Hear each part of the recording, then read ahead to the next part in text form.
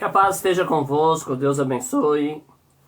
Nós estamos falando sobre a necessidade que nós temos de nos conhecer, de saber quem somos, não é? E aí, eu queria começar essa meditação hoje, lendo 1 Coríntios capítulo 12, verso de número 12 em diante, diz assim: porque assim como o corpo é um e tem muitos membros, e todos os membros, sendo muito, são um corpo, assim é Cristo também. Pois todos nós fomos batizados um espírito formando um corpo, quer judeus, quer gregos, servos, livres, e todos temos bebido de um espírito. Porque também o corpo não é um só membro, mas muitos. Se o pé disser, porque não sou mão, não sou do corpo, não será por isso do corpo? Se a orelha disser, porque não sou olho, não sou do corpo, não será por isso do corpo? Se todo o corpo fosse olho, onde estaria o ouvido? Se todos fossem ouvido, onde estaria o olfato? Mas Deus colocou os membros no corpo, cada um deles como quis. E se todos fossem um só membro, onde estaria o corpo? Agora, pois, há muitos membros, mas um corpo. E o olho pode não poder dizer à mão, não tenho necessidade de ti. Nem ainda a cabeça aos pés, não tenho necessidade de vós. Antes os membros do corpo, que parecem ser mais fracos, são necessários. E os que reputamos serem menos honrosos no corpo, a esses honramos muito mais. E aos que em nós são menos decorosos, damos muito mais honra. Porque os que em nós são mais honestos não têm necessidade disso. Mas Deus assim formou o corpo, dando muito mais honra ao que tinha falta dela. Para que não haja divisão no corpo, mas antes tenham os membros igual cuidado um dos outros. De maneira que se um membro padece, todos os membros padecem com ele. E se um membro é honrado, todos os membros se regozijam com ele. Ora, vós sois o corpo de Cristo, e seus membros em particular. A um pôs Deus na igreja, primeiramente apóstolos, segundo lugar profetas, terceiro doutores, depois milagres, depois dons de curar, socorros, governo, variedades de línguas. Porventura são todos apóstolos? São todos profetas? São todos doutores? São operadores de milagres? Têm todos os dons de curar? Falam todos diversas línguas? Interpretam todos? Portanto, procurai com zelo os melhores dons, e eu vos mostrarei um caminho ainda mais excelente. O que isso tem a ver com a gente, com o conhecimento pessoal que nós temos? Tem uma história de um elemento que nós vamos falar dele aqui durante essas reflexões, que é o nosso opositor, né? O diabo, o promotor de justiça, o que quer nos condenar. A Bíblia tem um texto que as pessoas lutam para saber, né? Para dizer que é ou não é sobre o diabo, é ou não é, né? Porque era um homem, é um rei de Tiro, né? Algumas pessoas acreditam que é um livro que fala sobre o nosso inimigo. Entre essas pessoas estou eu, amém? E eu quero ler aqui Ezequiel 28, eu vou ler verso 12 em diante. Diz assim: filho do homem, levanta uma lamentação sobre o rei de Tiro e disse-lhe: assim diz o Senhor Jeová, tu és o aferidor de medida, cheio de sabedoria e perfeito em formosura. Estava no Éden, jardim de Deus, toda pedra preciosa era a tua cobertura. Sardônia, topázio, diamante, a turquesa, o ônix, jaspe, safira, carbúnculo, esmeralda e o ouro. A obra dos teus tambores e dos teus pífaros estavam em ti. No dia em que foste criado foram preparados. Tu eras querubim ungido para proteger, e te estabeleci no monte santo de Deus. Estava no meio das pedras afogueadas, andava. Perfeito eras no teu caminho, desde o dia que fosse criado, até que se achou iniquidade em ti. Não é? Olha só. Quando a gente não se conhece, a gente não sabe o valor que temos. Não é? O cisne, ele tem uma crise existencial porque ele está no meio de pato. Eu sempre brinco com os meus filhos aqui que águia não anda com galinha, não é? Águia não anda com galinha. Se você anda com galinha, é porque você não é águia, né? Não adianta você querer mudar sua natureza, que não dá certo. E existe uma seleção natural das coisas, não é? Então, eu brinco com os meus filhos assim. O que acontece? Se você não tem o seu valor, o pato ele tá lá olhando, tá todo numa crise porque tá entre patos. Quando ele descobre que é um cisne, tudo melhora, né? E aí ele vai viver bem. Se você está em conflito, se você não consegue se reconhecer, se você não sabe quem você é, se você não consegue estar de bem com você mesmo, você vai ter conflitos, né? Às vezes você está numa situação que não é sua. Eu falo isso porque quando eu era jovem havia uma banda chamada Replicantes, que era do punk rock nacional, e o Replicantes ele tinha uma música que chamava o Hip Punk Hatnish. Ela diz assim: nunca mais eu ouço você, nunca mais eu caio do beliche, eu vou juntar tudo para ser o Hip Punk Hatnish.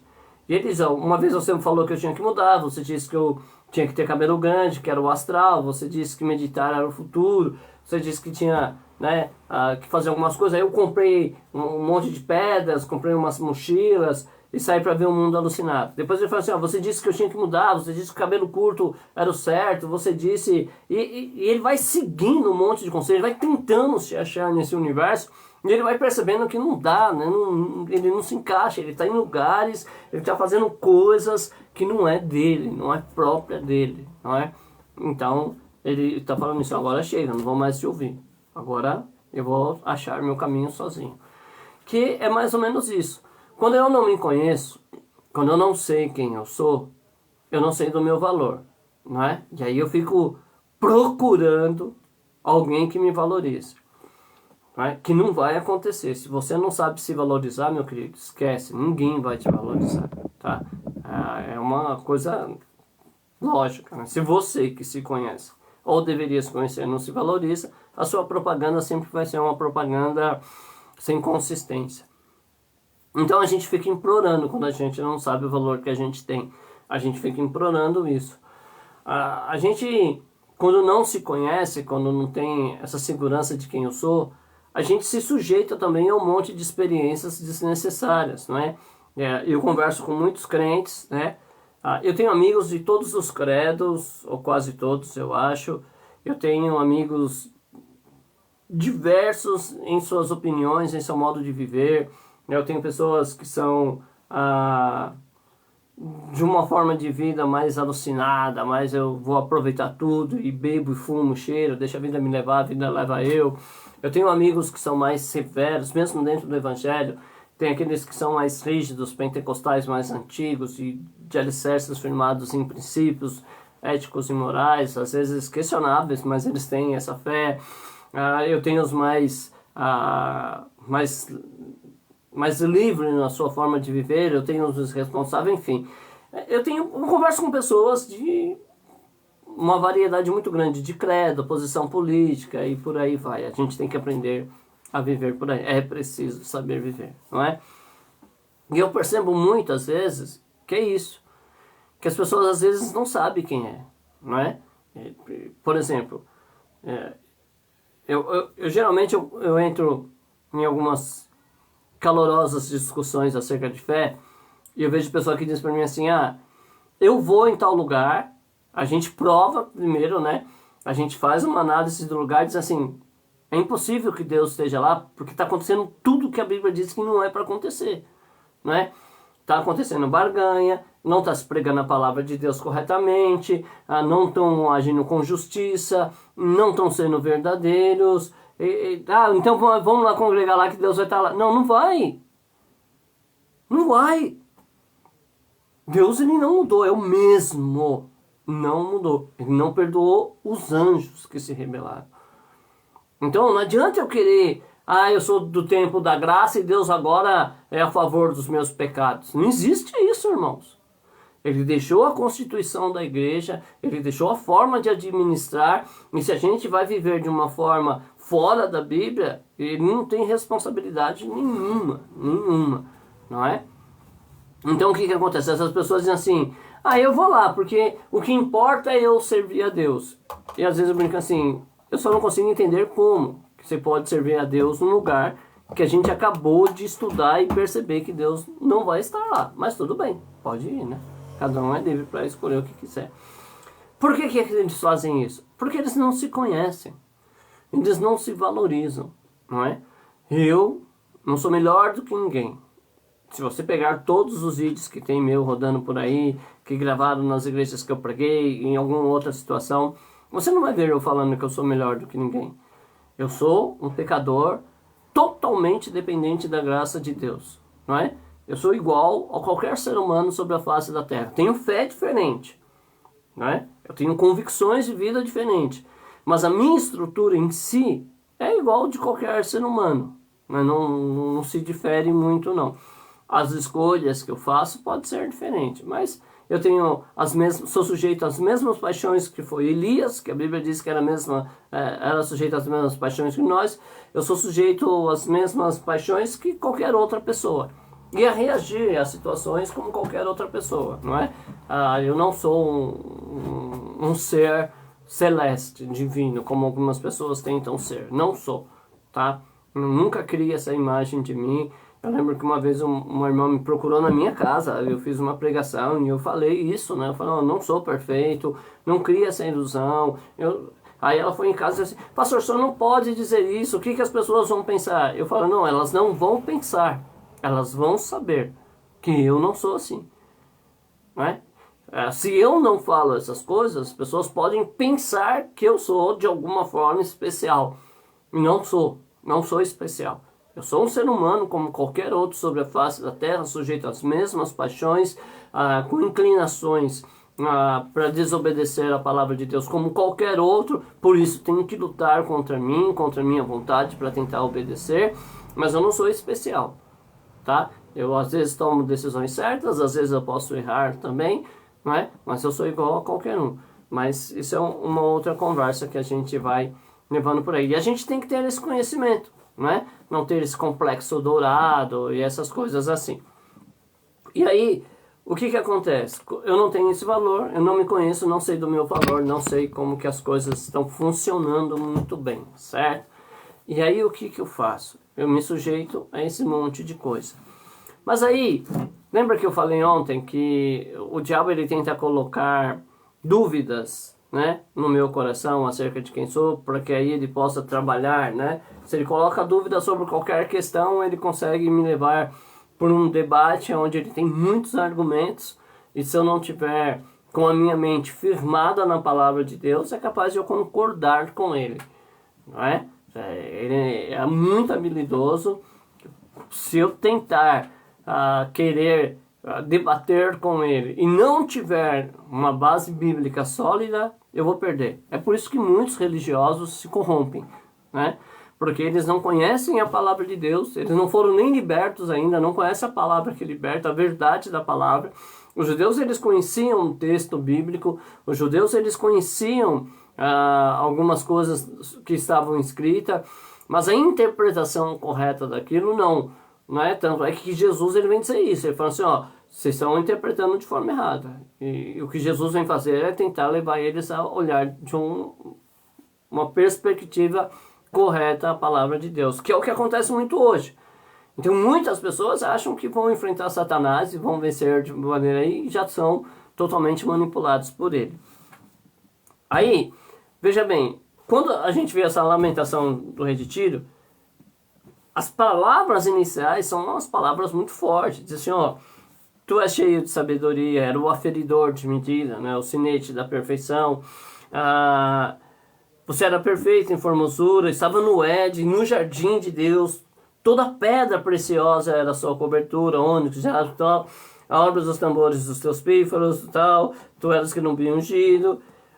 Até que se achou iniquidade em ti.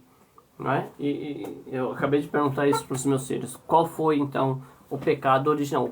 O começo, né? Ah, foi Eva? Não, isso aqui acontece antes de Eva. Porque ele vai tentar, né, a Eva. Então, o que acontece? Quando eu não sei do meu valor, eu estou perdido. E eu quero ter valor. Não é? Eu quero ter valor. Se você pegar as pessoas na internet, você vê, por exemplo, alguém que se submete, tem a coragem de se submeter, aí publicamente se fazer de palhaço, se fazer de imbecil, para ganhar likes, curtidas. Esse tipo de pessoa, eles querem um valor, eles querem um reconhecimento, não é? Senão eles não fariam isso. Às vezes eu vejo as pessoas falando da igreja, pessoas que dizem ter saído da igreja, e ficam falando mal da igreja, e eu fico pensando assim, tudo que essa pessoa quer é um reconhecimento, né? Mas ela não se reconhece, senão não estaria fazendo isso. Então o que acontece? Quando eu vou ficar procurando, eu caio no erro de me comparar, não é? Aí eu começo a me comparar e começo a medir o meu sucesso pelo sucesso dos outros, que é ruim isso, né? Eu posso, se você procurar na internet aí, você vai ver algumas coisas que falam tipo, o Kiko é rico, tem de tudo, e inveja o Chaves que não tem nada, não é? É uma verdade isso, né? Às vezes as pessoas têm bens materiais, às vezes elas têm condição de vida melhores que a nossa, e elas se dispõem a invejar, por uma série de fatores que não é o tema aqui, não é? Não é para isso que nós estamos falando, não. E aí, então, o que eles querem? Eles começam a se comparar, a medir, não é? Então, eu já vi entre os supostos cristãos, ou talvez cristãos que não conheçam bem a sua vida, não conheçam o seu ministério. Por exemplo, comparação. Quantas almas você ganhou hoje? Quantas almas você ganhou esse mês? Quantas almas... Porque eles têm que ter resultados. Eles não sabem ser apenas. Eles têm que ter números para mostrar, né? Estatísticas para mostrar. Então, por quê? Porque não sabe do seu valor. Eles estão procurando estabelecer um preço, eles estão procurando estabelecer um valor. Então eles têm que ter alguma coisa para mostrar, eles têm que ter um portfólio, né, para chegar lá e dizer assim, eu faço isso, ganhei tantas almas, eu preguei, tantas pessoas aceitaram e não sei o que. Não importa o que vai acontecer com essas pessoas. A Bíblia não diz que a gente deve convencer pessoas a erguer a mão e dizer que estão aceitando Jesus. A Bíblia diz que nós devemos fazer discípulo, é muito mais. Né? Então, eu tenho uma congregação e alguém aceita Jesus lá, eu tenho que pegar essa pessoa e instruir ela. Eu tenho que levar ela a ter esse conhecimento de fé que vai libertar ela, que vai mostrar para ela o valor que ela tem diante de Deus, o que ela pode ser dentro da obra do Senhor. Eu tenho que fazer discípulo. Não é só, lá na minha igreja 500 pessoas aceitou Jesus. Quantos membros você tem? 5. Ué? E cadê as 500 pessoas que aceitou Jesus? Não vale. Né? Mas por que a gente faz isso? Por que a gente cai nessa cilada? Porque a gente está competindo. Entendeu? A gente está competindo, a gente tem que estar querendo mostrar. Você pega os Facebooks, você pega nos Instagrams da vida, mesmo de pessoas evangélicas. Como é que eles estão sendo usados, essas páginas sociais? Mostrando resultados. Não é? Eles têm que mostrar resultados, têm que mostrar, tantas pessoas aceitou Jesus hoje. A gente se perdeu nisso. A gente não se conhece, não sabe do nosso valor e a gente está tentando mostrar valores aí de qualquer forma. Não é? Por isso que essas igrejas que têm um poder aquisitivo maior, que estão na mídia, na televisão, elas vão mostrando resultados, porque os resultados vão atraindo pessoas que também não se conhecem, que também são vazios de si e que também querem mostrar alguma coisa. Não posso ser um nada da vida, eu tenho que ser alguém, nem que seja alguém que vá lá fazer alguma coisa para alguém ver. Então a gente está nessa busca, né? A gente vive um evangelho hoje, tem palavras que é muito difícil para mim, né? Da meritocracia, acho que é isso. Que eu tenho que fazer para poder receber, né? Eu tenho que pagar preço. Eu canso de dizer isso. Irmãos, o evangelho de Jesus é chamado de evangelho da graça. Por que da graça? Porque de graça. Porque se você paga, você merece isso, né? Eu acordo de manhã, pego aqui umas moedinhas, vou até o armazém perto da minha casa e digo assim, ó, eu quero 6 pãozinhos, né? Eu quero 10, quero 20, sei lá quantos pão você consome. Mas eu tenho que ter o dinheiro para pagar, né? E quando chega no caixa, eu dou o dinheiro para aquela pessoa e saio com os pães, certo? Eu paguei o preço. Ela pode me tirar aquilo? Não. É meu direito. Eu paguei. Não é? Eu vou numa agência de carro e vejo lá uma Mercedes-Benz e de alguma forma, na minha loucura, eu posso pagar aquela Mercedes. Eu vou lá, faço um Pix para a agência, me pego a chave, os documentos e saio. Alguém pode me impedir? Não. Por quê? Porque eu paguei, é meu. Eu mereço isso, é meu, eu sou proprietário. Então o evangelho que você paga preço, desculpa meu irmão, não é o de Jesus.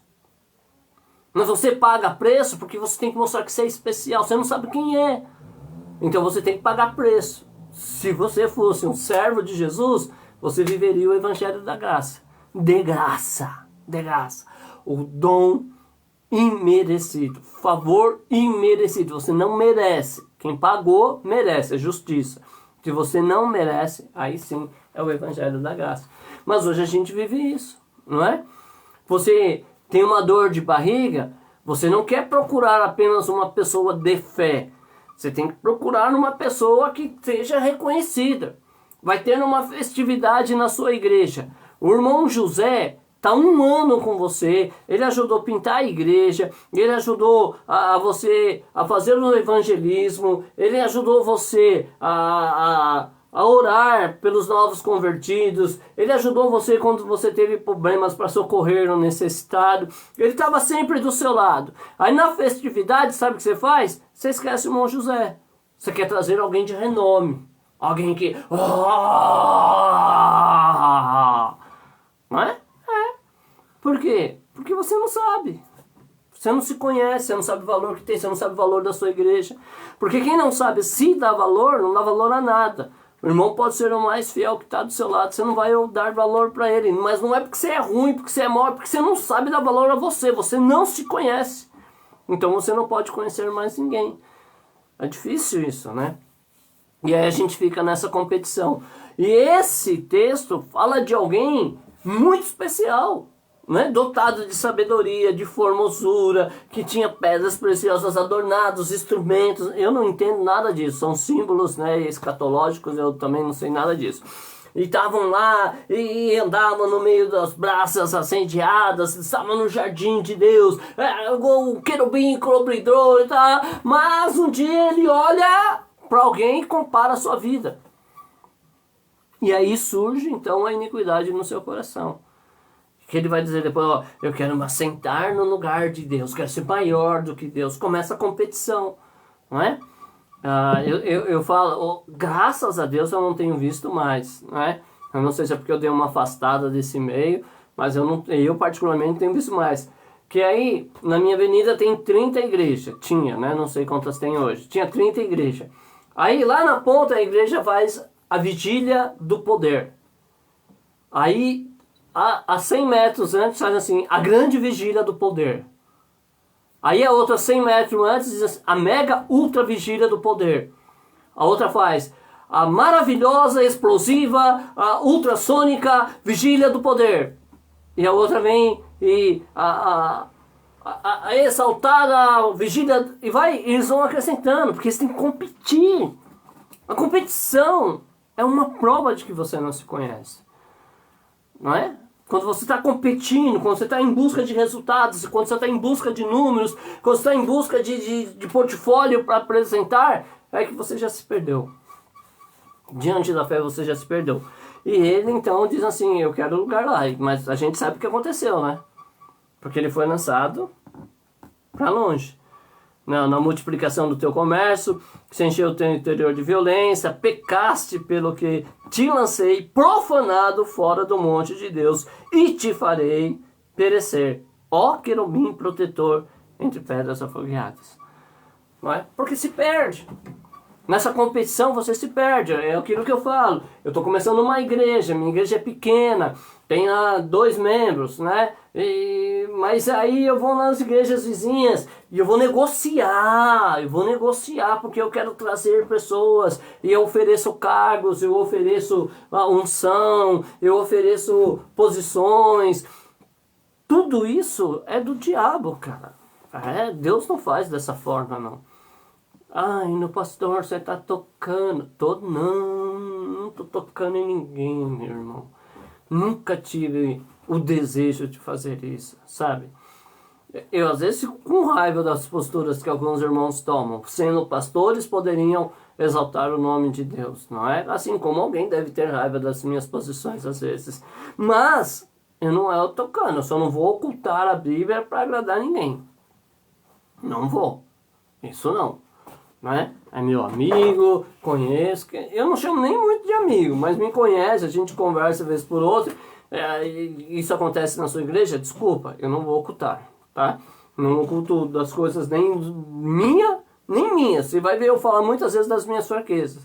No oculto da minha família, não vou ocultar de ninguém. Não foi chamado para ocultar nada de ninguém, não. Não dedico meu ministério a isso, tá? Mas vez por outra a palavra vai falar e eu não tenho como ocultar.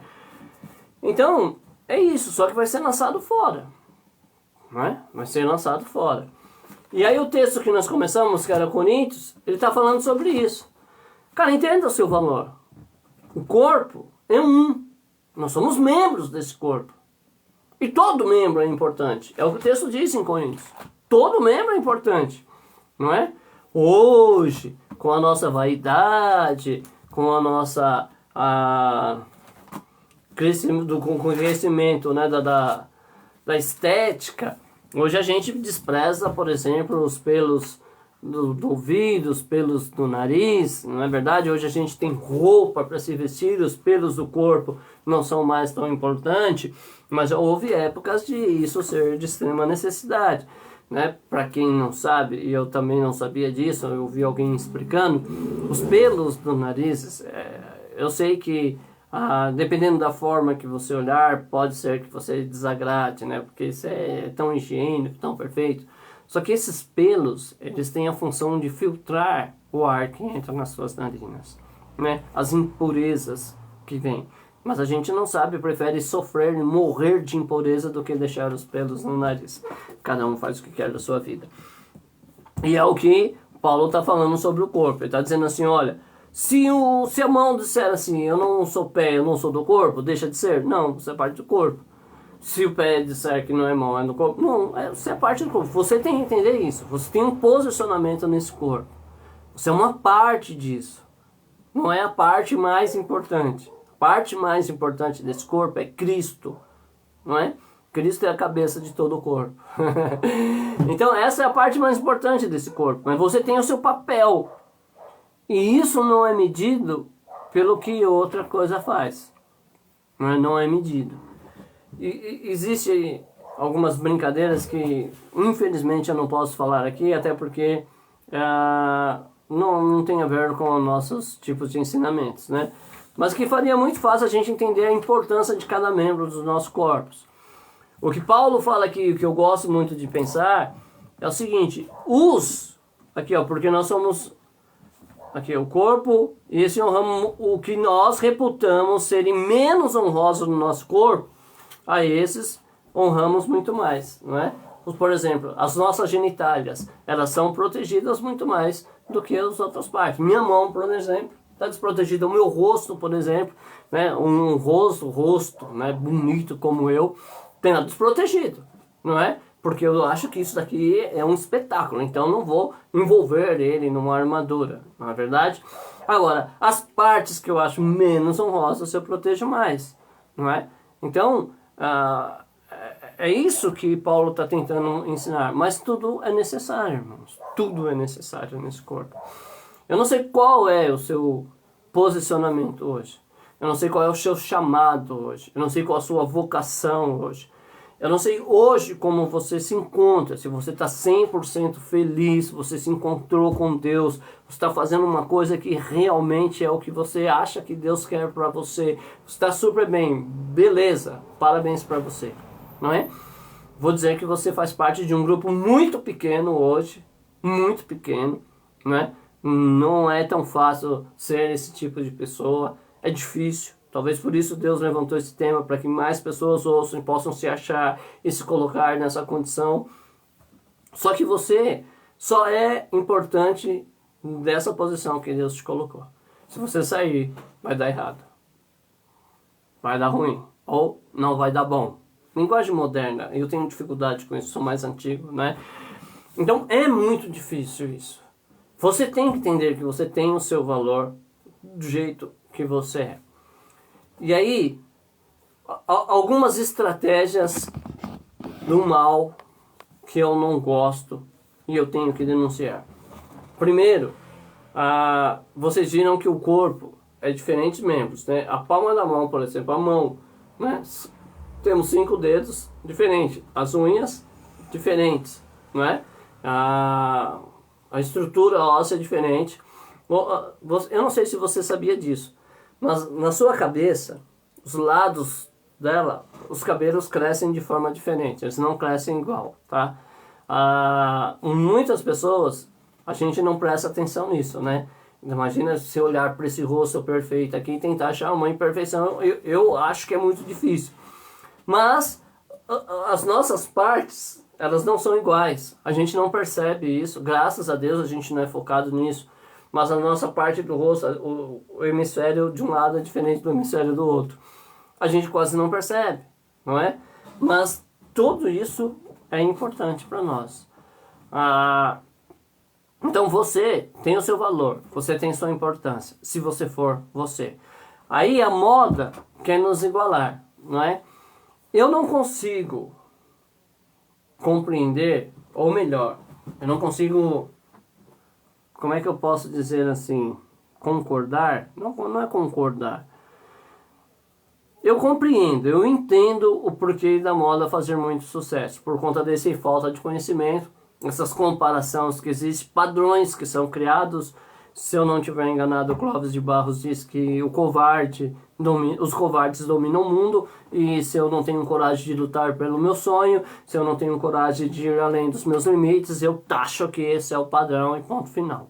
Não é? Ninguém pode ir além daqui porque eu sou covarde o suficiente para não ir, então ninguém vai. Não é? Então os covardes dominam o mundo. E aí a gente fica preso nisso. A moda quer que todo mundo seja igual, mas a gente não é igual. A gente é diferente. A gente somos diferentes. Então você pega 5 criaturas, um pai, uma mãe, 3 filhos, certo? Eles são diferentes. Eles vão estar no mesmo espaço, crescerem na mesma casa, mas eles vão ter pensamentos diferentes, eles vão ter opiniões diferentes, porque nós somos diferentes. Não tem jeito, não é? Não tem jeito. Então, não fiquem se comparando. Não queira ser igual a ninguém. Eu lembro que no tempo da minha nova conversão, eu sofri demais, porque tinha esse negócio que você ia num lugar, alguém disse assim: você tem um São de Paulo, você é como Daniel, você é como não sei quem, a unção de não sei quem. Cara, a unção deles foram e acabou, não é? Nós temos uma nova unção, eu tenho a minha unção, você tem a sua unção. Não, isso não é comparável, o nosso sucesso não é medido acerca da unção maior ou menor, não é isso. Não é? Cada um tem o seu papel na história. E o nosso sucesso é medido de a gente achar esse papel e cumprir ele. Então não fique se preocupando a ser igual. Não fique se comparando às pessoas, não é? Tem pessoas que vão ser mais ricas que você, tem pessoas que vão ser mais inteligentes que você, tem pessoas que vão ser mais carismáticas que você. Tem igrejas que vão ter 50 milhões de pessoas como membros, né? Se vão ser salvas eu não sei, mas vão ter 50 milhões de membros. Tem igrejas que vão ser pequenas, tem ministérios que não vão ser muito famosos, né? Não vai ficar no top 10 do Facebook, não vai ser lá o que vai ter mais like no YouTube, não vai ser o que vai ser mais destacado no Instagram, mas será um ministério em que as pessoas serão transformadas verdadeiramente. A gente não tem como medir o nosso sucesso comparando com o sucesso dos outros, tá? Faça a sua parte, cuide de você, represente você. Meu tempo está acabando e eu preciso então caminhar para o final dessa nossa meditação. O importante é que você olhe para você, que você se reconheça, que você reconheça o seu valor, que você busque conhecer o seu chamado, a sua vocação, que você pare com isso, tá? Se o seu coração, você tem desejos, né, de competição, se você tem desejos de ficar se comparando, mania de se comparar, de analisando, pare com isso, né? Nem para se sentir melhor, né? Porque aquele religioso estava orando e disse: "Ô Senhor, dou graças ao Senhor que eu não sou como esse cidadão qualquer aí", né? A gente cai nesse erro, às vezes, de se achar melhor que os outros, e a gente não somos, tá? Se você estamos em pé, é pela graça, e tome cuidado para não cair, é um conselho que a Bíblia te dá, tá? Não é sua justiça, você não é melhor, você não faz por merecer, tá bom? Deus não te ama porque você se esforça, porque Deus está vendo que... Não é por isso, tá? Não estou dizendo para você não se esforçar para ser melhor. Faça isso todos os dias, todos os momentos, se puder, se for possível a você. Se você tiver esse foco, né, em todas as suas atitudes, faça o melhor. Mas não é isso que leva a Deus te amar. Não é isso que leva a Deus querer que você tenha um relacionamento com Ele. É graça, é imerecido. É eu e você não ter nada que justifique isso. Isso é o Evangelho de Jesus, não é? Mas lembre, através disso, você se torna, então, um filho de Deus. Alguém com uma liberdade de ação muito grande, alguém com os instrumentos de ação muito grande, que pode, né, fazer um grande nome na terra. E a gente vai falar um pouco mais disso para frente, é claro, né? Não tem como esgotar esses assuntos assim. Então não seja como Satanás. Não queira um lugar que não é seu. Se você não tem um chamado, se você não tem uma vocação, né? E eu vou aproveitar aqui, irmãos, eu conheço muitos irmãos, né? Eu sempre falo isso, conheço pessoas pelo Brasil inteiro, através das redes sociais. Eu não sou uma pessoa de viajar muito, mas eu conheço bastante pessoas, ministérios pelo Brasil afora, pastores, né, do sul ao norte do país. Já tivemos a oportunidade de conversar com algumas pessoas, missionários que estão fora do país também, tudo para a glória de Deus. E aí, algumas coisas a gente precisa parar e pensar. Eu conheço igrejas que há anos estão aí lutando para poder estabelecer um ministério. E às vezes essas igrejas até parecem que vão, né? Chegam-se um grupo de pessoas, mas elas não conseguem crescer. Talvez você que é esse pastor, é essa pastora, esse missionário, sei lá o título que você tem, você é presidente desse ministério, talvez você precise entender que não é para você isso. Não, que não é. E eu até não vou dizer que você fez algo abominável diante de Deus, não é isso. Você se emocionou, talvez você se deixou levar por uma palavra profética que não era de Deus, alguém que te deu uns conselhos, né? Por exemplo, foi como filho de Davi, né? Filho de Salomão, que tinha os conselhos dos homens sábios e foi procurar os conselhos dos amigos da sua juventude e acabou fazendo coisas ruins. Então, sabe o que você faz, irmão? Mas se você está nessa situação, procura um pastor de um ministério que você perceba justiça, que você perceba seriedade na palavra de Deus e converse com ele, né? De repente ele vai dizer assim: não, tudo bem, a gente assume a sua congregação, eu te deixo até como dirigente lá, porque de repente você é um bom dirigente, mas você não é uma pessoa que foi chamada para presidir, que você... Sabe, talvez você foi posto aí por uma necessidade. Conheço muitos ministérios que nascem assim, por necessidades. Infelizmente, muitos acabam de uma forma triste. Pessoas acabam morrendo. Porque existe isso, irmãos. Se você não tem o chamado, se você não tem a vocação, você vai se destruir, não é? Você vai se destruir. Por que o pastor Alexandre é contra ungir pessoas que não se enquadram nas qualificações bíblicas? Porque você joga um peso sobre essas pessoas que elas não estão prontas para carregar.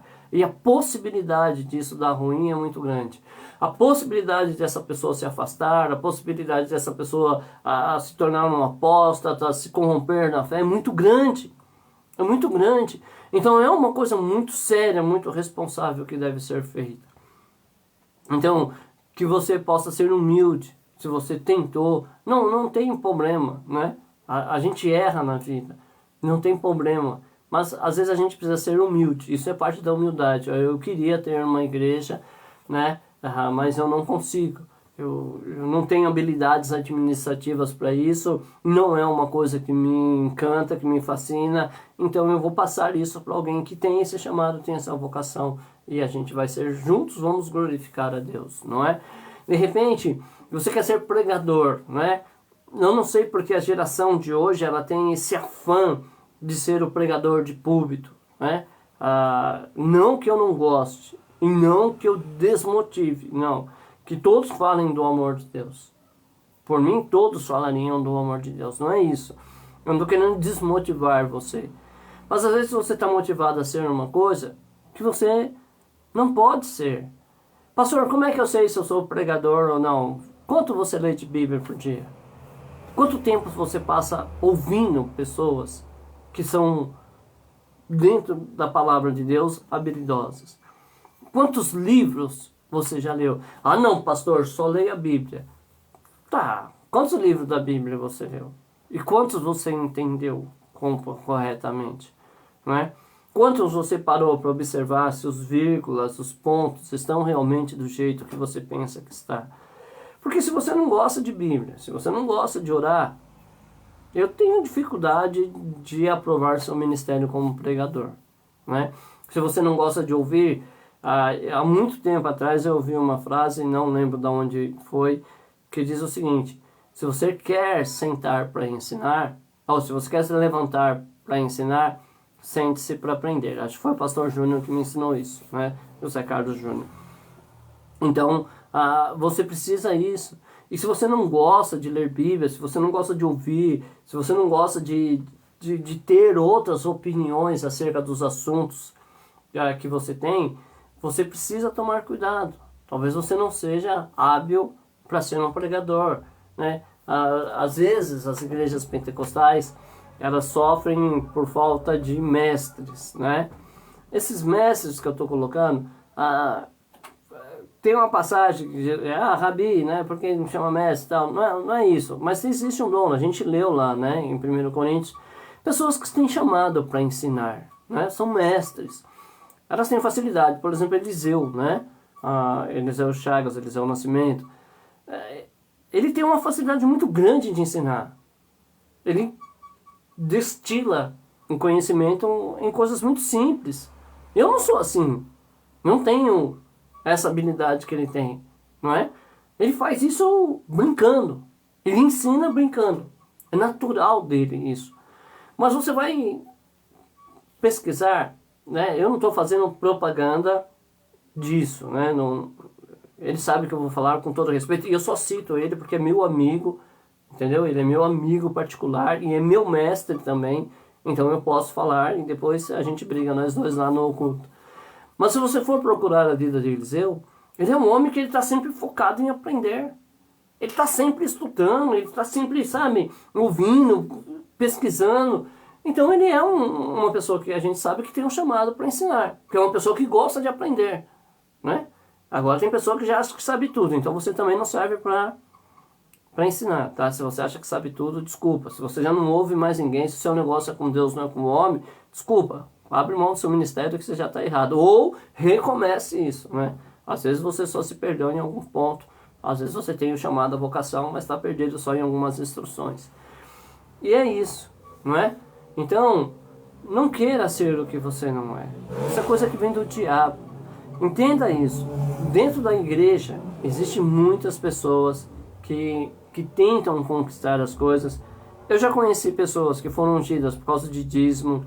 Eu já conheci pessoas que foram ungidas por causa de influência. Eu já conheci pessoas que foram chamadas para o ministério por puxa-saquismo.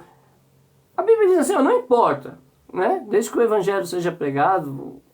Mas para a salvação é diferente.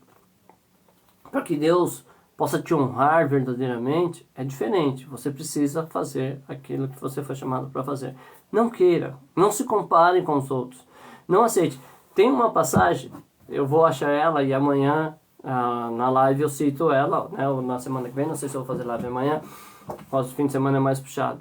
Mas na próxima live eu vou ler dela, que eu acho que é quando o Gideão é convidado para governar, e ele conta a história, né, de que acho que a videira foi chamada para ser rei, para governar, e ela disse, não, meu negócio é dar fruto. Uma outra tipo de árvore foi e disse assim, não, eu estou ocupada aqui, não dá para ser. Mas os espinhos, os abrolhos, foi que aceitaram isso, né? Então, quem é, não precisa. Eu não preciso de título, né? Eu procuro, quem me conhece sabe, né? Que eu procuro honrar o título que Deus me concedeu, né? Eu não sou uma pessoa que despreza isso, não. Eu não desprezo, né? Eu sou muito grato a Deus pelo título que Ele me deu. Sou muito grato a Deus porque eu não merecia isso. Tá? Eu acho que tem pessoas muito mais nobres do que eu. Eu acho que tem pessoas que são muito mais capazes do que eu. Mas eu sou grato a Deus por isso. Né? E tento honrar isso. Tento fazer valer a pena aquilo que Deus fez. Não é? Mas eu não precisaria disso. Se Deus me deixasse falar da palavra dele com essa liberdade que Ele me dá hoje, para mim eu estaria satisfeito. Né? Não sou de dar carteirada. Quem me conhece sabe muito bem disso. Ontem, esses dias mesmo, eu falei que se alguma igreja que eu sei que tem um costume de que tem que mostrar credencial, apresento. Se não, eu, como sou muito convidado por amigos, né?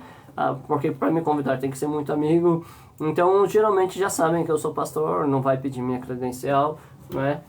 E até porque agora eu estou desligado da igreja que eu estava. Estamos orando a Deus aí, procurando uma direção. Então eu não teria uma credencial, não vou usar uma credencial que não faz mais parte da minha realidade, não é? Não terei como me apresentar. Se quiser que eu vá pregar ou falar da palavra de Deus, vai ter que ser sem credencial mesmo. Mas eu tento zelar e respeito isso, tá? Eu respeito isso. Então, procure ser o que você é.